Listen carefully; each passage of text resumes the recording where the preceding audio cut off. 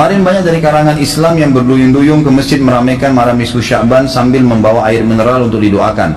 Ada yang baca surah Yasin 3 kali berjamaah dengan diniatkan untuk panjang umur, memperoleh rezeki dan mendapatkan husnul khatimah, dan juga dilanjutkan dengan sholat sunnah.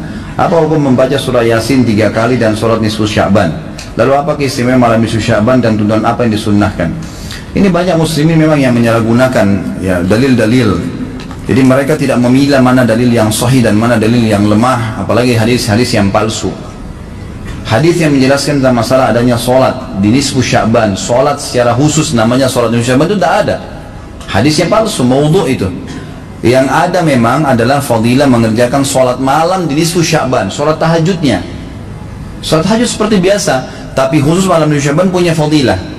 Karena disebutkan dalam sebuah riwayat yang sahih bahwasanya Aisyah radhiyallahu anha pernah mendapatkan giliran nginapnya Nabi SAW di rumahnya. Terbangun tengah malam, dia melihat Nabi SAW tidak ada di sebelahnya. Maka Aisyah radhiyallahu anha terbawa rasa cemburu. Dia memakai bajunya kemudian mengelilingi rumah-rumah Nabi yang lain, ya, istri Nabi yang lain, takut Nabi ada di sana gitu. Diketukin satu-satu, ternyata nggak ada.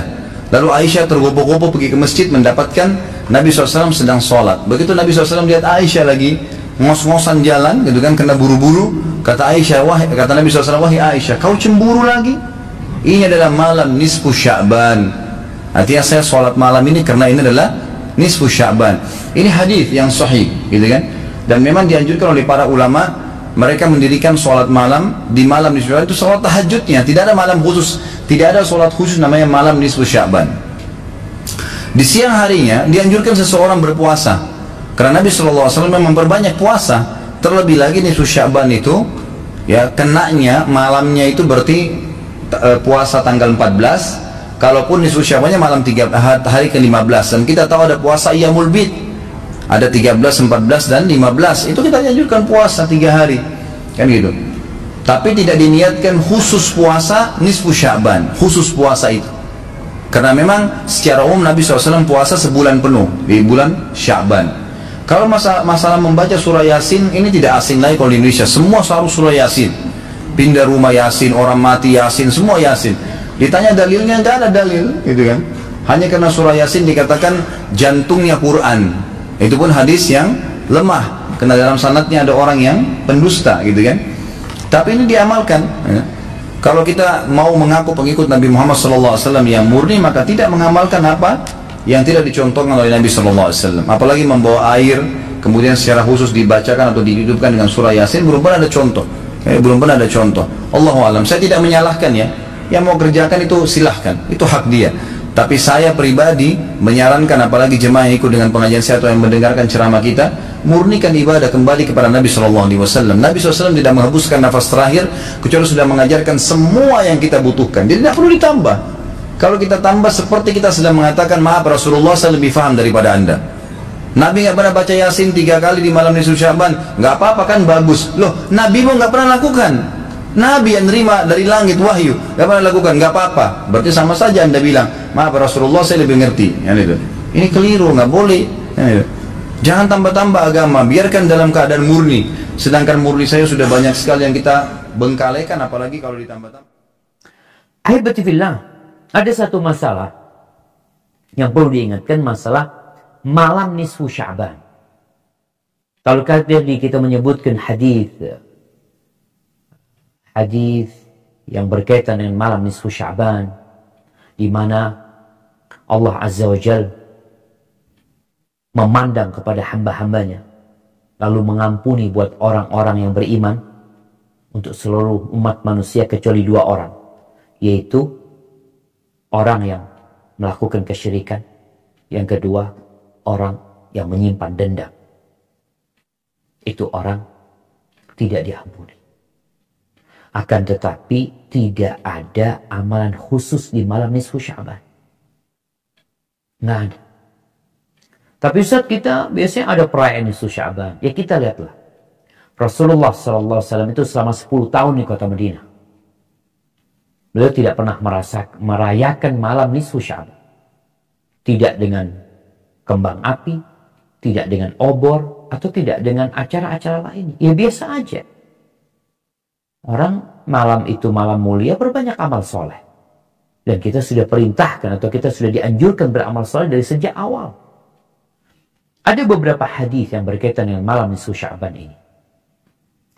Yang pertama, hadis yang diriwayatkan Ibnu Majah, Al-Baihaqi, dari Ali bin Abi Thalib radhiyallahu anhu qala Rasulullah sallallahu alaihi wasallam, "Idza kana lailatan nisfi min Sya'ban faqumu lailataha wa sumu yawmaha fa inna Allah yanzilu fiha li ghurubi syams ila sama'id dunya fa yaqulu ala mustaghfirun fa aghfir lah ala mustarziqun fa arzuqah ala mubtala fa u'afih ala sa'ilun fa u'tiyah ala kadha hatta yatla' al-fajr."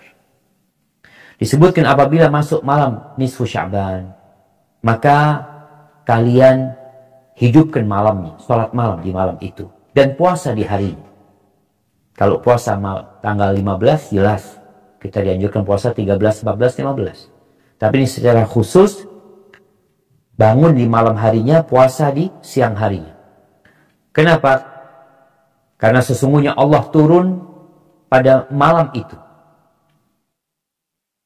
Ketika matahari terbenam, Allah turun ke langit dunia. Allah berkata, apakah ada yang memohon ampun kepadaku, aku ampuni dia. Adakah yang ingin meminta rizki, aku akan kasih rizki kepada dia. Adakah orang yang sedang kena bala, aku akan sembuhkan dia dari balanya. Apakah ada orang yang mau minta, aku kasih dia. Ada banyak, sampai terbitnya fajar. Disebutkan bahwa hadis ini palsu. Sebagian menghukumi palsu, sebagian menghukumi dengan dhaif. Yang jelas, ini hadis. Kata Al-Qadi Abu Bakar Ibnul Arabi, وَلَيْسَ فِي لَيْلَةٍ نِصْفِ مِنْ شَعْبَانَ حَدِيثٌ يُعَوَّلْ عَلَيْهِ لَا فِي فَضْلِهَا. Tidak ada hadis yang sahih yang bisa dijadikan sandaran berkaitan dengan keutamaan nisfu Sya'ban. Tidak pula bahwasanya di malam itu ajal manusia ditulis. Nggak ada. Kemudian ada hadis juga yang diriwayatkan oleh Dainuri dari Rashid bin Sa'ad, bahwa Nabi alaihi salatu wassalam mengatakan, fi lailatin nisfi min Sya'ban yuhillah ila malakil maut. Pada malam nisfu Sya'ban, Allah mewahyukan kepada malaikat pencabut nyawa, biqabdi kulli nafsin yuridu qabdaha fi tilka sana. Untuk mencabut nyawa setiap jiwa yang ditetapkan mati tahun itu. Hadis ini juga dhaif. Kemudian ada hadis diriwayatkan oleh Ibnu Jarir At-Tabari, bahwa Nabi SAW mengatakan, tuqta'ul ajal min Sya'ban ila Sya'ban hatta inna rajula la yankih wa yulat lahu wa qad ukhrija ismuhu fil maut. Pada malam Sya'ban itu ditetapkan ajalnya orang itu, sampai seorang itu dikatakan kapan dia akan nikah, kapan dia akan melahirkan, dan dia sudah dicatat dia mati juga. Itu semua sudah tercatat. Ahibati fillah, semua itu dhaif. Karena malam nisfu Sya'ban bukan malam Lailatul Qadar. Terkadang kita melihat umat manusia ini peduli dengan sebuah acara, peringatan, kegiatan yang hadisnya dhaif. Bahkan sebagian mengatakan palsu. Dengan Lailatul Qadar nggak peduli. Ada apa sebenarnya? Yang sahih diremehkan, yang dhaif diagungkan. Maka kita ingin mengembalikan umat manusia berkaitan dengan ajal, ditulisnya ajal, ya, catatnya ajal. Allah sudah mengatakan, inna anzalnahu fi lailatul qadar. Itu Lailatul Qadar yang lebih baik dari 1000 bulan. Tapi kadang-kala kita memang cari amalan-amalan yang ringan, yang cukup sudah. Nggak perlu sholat lagi, nggak perlu ini lagi. Maka cobalah jamaah, buat teman-teman yang mungkin masih sibuk menghidupkan malam Lailatul Nisfi min Sya'ban, dikaji kembali, dipelajari kembali. Mungkin tadi yang Anda sampaikan, Anda dengar ustaz lain mengatakan sahih, ini itu macam-macam. Coba dikaji lagi. Lihat bagaimana Rasulullah SAW. Ngapain sih Nabi malam Lailatul Nisfi min Sya'ban? Apa yang beliau lakukan? Yang jelas beliau di bulan Sya'ban memperbanyak amal soleh, memperbanyak puasa. Karena bulan ini bulan diangkatnya. Ya, tradisi orang Jawa orang Betawi, orang Sunda, ada yang disebut dengan ruahan, bener ya? Ruahan dari bahasa Arab, arwah. Kenapa? Karena dulu ulama muallim-muallim di Betawi, di Sunda, ya di Jawa itu kalau mau Ramadan tahu ini Sya'ban kan bulan arwah emang. Jadi orang yang mau lahir tahun depan itu ditulisnya di sini, Pak. Misalnya habis Sya'ban ini Ramadan, terus Syawal, Zulqa'dah, Zulhijjah, Muharram, terus sampai ke Rajab. Siapa yang lahir, siapa yang mati. Jadi yang meninggal karena corona, nggak corona kemarin itu udah ditulis Sya'ban dulu. Di ilmu Allah sudah ada, tapi diturunkan ke langit dunia dan kemudian dipegang oleh malaikat. Jika berkaitan rezeki dipegang oleh malaikat Mikail, jika berkaitan dengan ajal dipegang oleh malaikat maut. Maka ulama kita biasa mengirim, karena amal diangkat semua ke langit. Jadi kalau boleh disebut laporan amal tahunannya secara rohani itu hari bulan Sya'ban. Kalau mingguannya Kamis, kalau tahunannya ya bulan Sya'ban. Makanya dulu kiai kita ngajak kayak ngumpul, kita doain arwah ya, karena mereka menunggu selalu ya. Ruh-ruh itu nunggu selalu, Pak. Nafsnya, jiwanya, ruh itu nunggu. Kalau ruhnya mencari lagi bagaimana kenal Allah, tapi nafs jiwa enggak, dia butuh kiriman. Kalau masih di dunia, kirimannya jangan Fatihah doang, duren kayak gitu ya, duit gitu. Tapi kalau sudah masuk ke alam kubur, mereka nggak butuh duren, nggak butuh duit. Butuhnya apa? Fatihah, sedekah kita ke orang, niatkan untuk beliau, nyampe semua. Disebutkan oleh Imam Ibnu Qayyim 29 dalil, dan beliau mengatakan ini masih banyak, bahwa amal orang hidup sampai ke orang mati, bermanfaat untuk orang mati. Salah satunya ruahan. Maka tadi pagi saya juga bahas ini. Ruahan ini bagian dari apa yang dibahas di kampus-kampus Islam dengan istilah living sunnah. Living sunnah itu artinya ajaran yang ada dalam hadis Nabi lalu dijadikan tradisi, dan tradisi itu hidup. Namanya living sunnah. Biar yang ngaku sunnah bukan mereka doang, Pak ya. Maka kita doakan rahmatullah ala ulama'ina as-sabiqin. Semoga Allah merahmati ulama kita yang buat tradisi ini. Ini tradisi yang sangat bagus, bukan bid'ah ya. Itu tradisi, ada dalilnya, dan itu dianjurkan. Malam nisfu Sya'ban itu ada nggak dalam Quran? Ya ayyuhalladzina amanu akrimun nisfa min Sya'ban. Nggak ada. Dalam hadis ada. Ittala'allahu ala jami'i khalqihi lailatan nisfi min Sya'ban. Allah memperhatikan semua makhluknya pada malam nisfu Sya'ban. Fayaghfiru li jami'i khalqihi. Siapa yang berdoa pada malam itu, diampunkan Allah segala dosanya, dikabulkan Allah segala doanya. Illa, kecuali orang dua, musyrik, orang yang mempersekutukan Allah, atau musyahin, orang yang belum berdamai di antara saudaranya. Hadisnya sahih apa enggak sahih? Hadis ini sahih menurut Syekh Nasiruddin Al-Albani. Hadisun sahih, diriwayatkan dari Abu Bakar radhiyallahu anhu. Nah, hadisnya umum bahwa malam nisfu Sya'ban itu ada. Sekarang pertanyaannya, apakah kalangan salaf itu 3 abad pertama, khairul qurun qarni, sebaik-baik abadku, abad pertama, tsummal ladzina yalunahum, abad kedua, tsummal ladzina yalunahum, abad ketiga. 3 abad pertama ini disebut dengan salaf. Sedangkan abad keempat, kelima, keenam disebut dengan khalaf. Apakah kalangan salaf ada menghidupkan malam nisfu Sya'ban? Ya. Di mana kami bisa lihat kitabnya? Al-Mawahib Al-Ladunniyah. Nama kitabnya Al-Mawahib Al-Ladunniyah, ditulis oleh Imam Al-Qastulani. Di situ dia sebutkan ada kalangan tabi'in, Nabi, sahabat, tabi'in, kalangan tabi'in. Namanya siapa? Makhul. Siapa lagi? Khalid bin Ma'dan.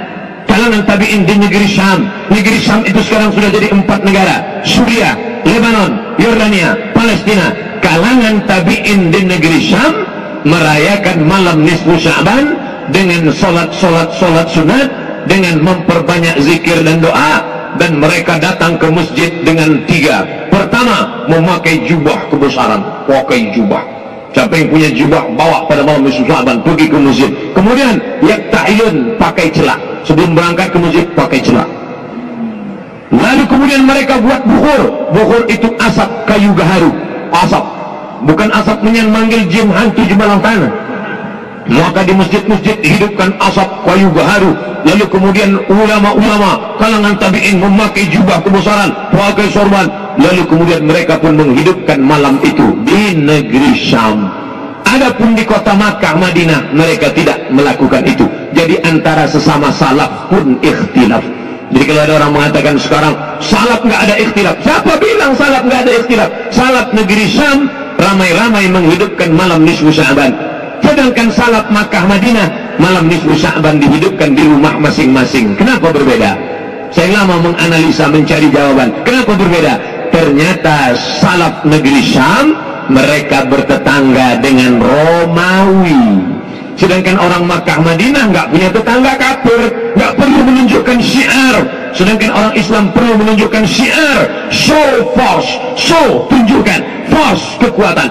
Maka pada malam itu ramai berzikir, berdoa, Astagfirullah, subhanallah, walhamdulillah, wa la ilaha illallah, wallahu akbar. Orang-orang yang mau mendirikan tempat ibadah yang belum dapat izin, yang selama ini dia ngelihat, orang Islam itu dikit, ternyata malam itu dia lihat ramai, hebat umat Islam. Ini adalah syiar, malam nisfu Sya'ban adalah syiar. Tapi Nabi nggak nyebutkan ibadahnya apa. Memperbanyak solat sunat, solat sunat wudu, solat sunat tasbih, solat sunat hajat, solat sunat taubat, solat sunat mutlak, solat sunat tahajud, solat sunat witir. Bagus. Saya nggak kuat lagi solat sunat, Pak Ustaz. Saya mau baca Quran. Baca Quran sebanyak-banyaknya. Baca Quran pun nggak kuat, Pak Ustaz. Gimana lagi? Duduk. Apa? Zikir. Pejam mata, zikir. Menghidupkan malam nisfu Sya'ban dengan amalan-amalan, maka itu adalah hal yang sangat baik. Akan tapi memang di sana ada beberapa amalan yang para ulama berbeda pendapat. Bukan berbeda pendapat, ya memang ada pengingkaran tentang sebagian amalan-amalan karena dianggap sandarannya tidak benar. Ya kita hindari yang seperti itu. Tapi yang tidak dibenarkan adalah memukul rata bahwasanya semua riwayat yang berkenaan dengan bulan Sya'ban adalah palsu, itu salah. Imam Bukhari juga meriwayatkan tentang puasa tadi. Imam Muslim meriwayatkannya juga. Dan imam-imam yang lain juga meriwayatkan. Baik, kita ini sering dimasukkan oleh setan ke dalam musyahanah, ya, kebencian dan permusuhan. Nah ini yang memetik buahnya adalah iblis, agar kita tidak diampuni oleh Allah. Nah di bulan Sya'ban saja kadang perselisihan menjadi sebab kita bermusuhan. Sekarang mengatakan, dikit-dikit mengatakan bid'ah. Di sisi lain ada orang dikit-dikit membawa hadis. Bukan hadis katakan hadis. Bukan hadis dibilang hadis. Banyak hal-hal yang dianggap sebagai hadis, tapi bukan hadis. Kita tidak perlu, kita cukup hadirkan hadis sahih. Kita ada sebuah catatan buku tentang Sya'ban, bisa dilihat itu nanti, yang punya indahnya perbedaan ulama. Kita mencoba hadirkan riwayat-riwayat yang benar dari baginda Nabi SAW berkenaan tentang bulan Sya'ban, mulai dari puasa dan amalan-amalan selain puasa. Adapun yang dilakukan oleh kaum muslimin di malam nisfu Sya'ban dengan membaca surat Yasin 3 kali, itu tidak ada tuntunan khusus dari Nabi Muhammad, tapi ada tuntunan umum. Apa itu? Menghidupkan malam itu dengan beribadah. Kemudian tuntunan umum yang lain lagi apa? Cara berdoa, tawasul dengan amal soleh, baca Yasin, setelah itu agar dipanjangkan umur, Yasin apa rezeki. Itu sah saja.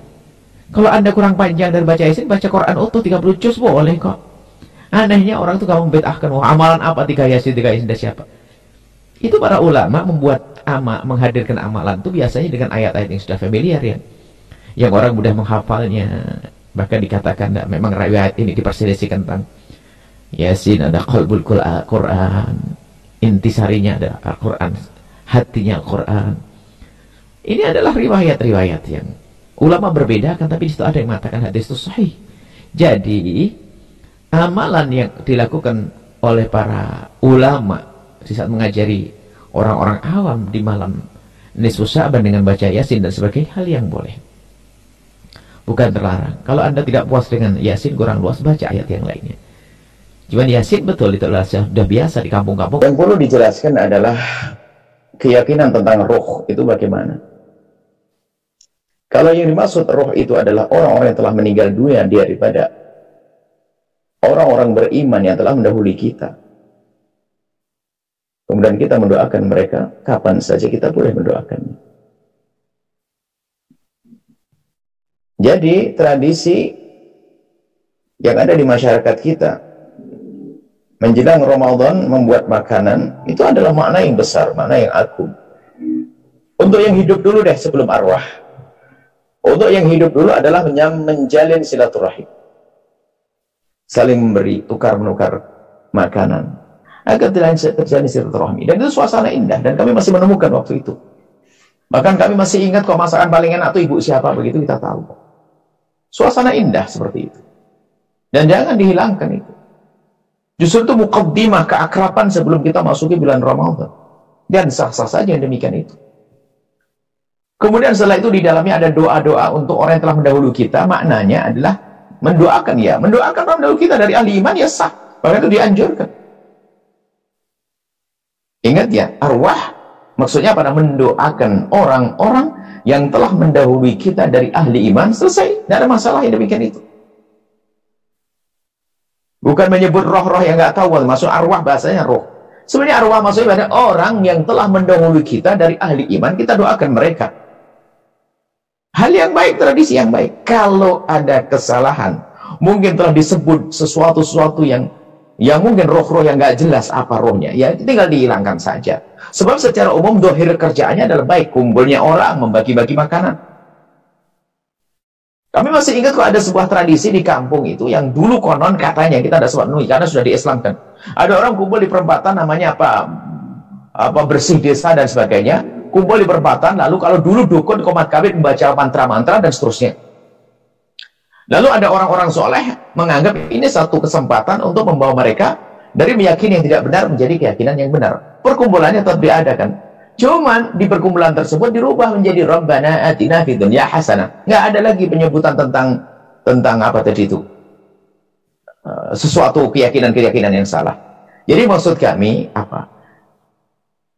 Selagi perkumpulan tersebut masih bisa diarahkan sesuai dengan syariatnya, lanjutkan, karena itu tradisi yang baik. Membagi makanan, siapa yang menyalahkan bagi makanan? Bahkan justru dianjurkan kalau kita menjalin Ramadan ini harus menjalin hubungan baik, yang punya kesalahan minta maaf, kita adakan. Tukar-menukar makanan, indah sekali. Kemudian yaitu, ingat mendoakan saudara-saudara kita, kerabat kita yang telah mendahului kita adalah hal yang diajarkan. Bahkan bekti kita kepada mereka yang telah mendahului kita yang mendoakan, apalagi. Mendoakan adalah cara bekti kita kepada orang yang telah meninggal dunia. Jadi, jika dilakukan dengan cara, yaitu tadi. Masalah roh adalah maksudnya orang yang telah mendahului kita dari orang-orang ahli iman, itu adalah benar kalau itu maksudnya. Selain itu, tidak dibenarkan. Untuk mendoakan orang yang telah mendahulinya dari ahli iman. Kemudian di situ ada makna silaturahmi, kemudian makna sedekah di dalamnya, adalah hal yang baik, semuanya syar'i. Tidak ada yang bertentangan dengan syariat. Semoga Allah mudahkan kita untuk berbuat baik di kampung kita, di masyarakat.